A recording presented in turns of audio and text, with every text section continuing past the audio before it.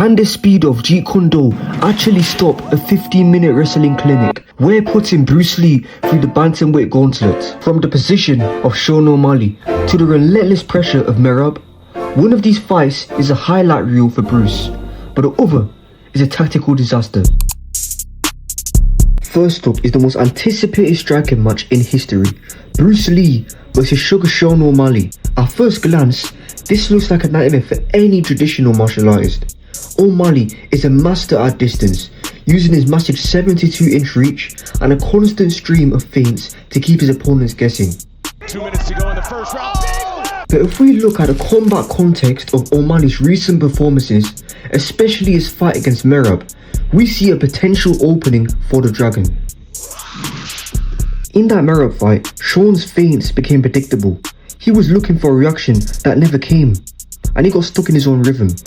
This is where Bruce Lee's greatest weapon comes into play, because it's not just his speed, it's his eyes and IQ. When you study Bruce's actual sparring footage, he isn't just reacting, he's anticipating.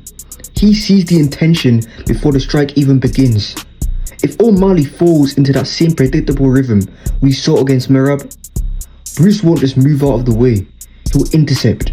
So here's the verdict. O'Malley's reach is his biggest advantage.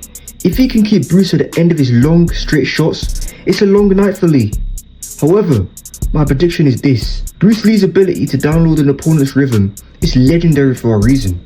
If Sean tries to cute his way out through the fight with the same feints that I used against Merab, Bruce Lee's going to anticipate every single move. In a game of high-speed chess, I'm betting on the man who found the philosophy of the interception. Concentrate on the finger or you will miss all that heavenly glory. But while O'Malley plays a game of rhythm, our next fighter plays a game of relentless pressure.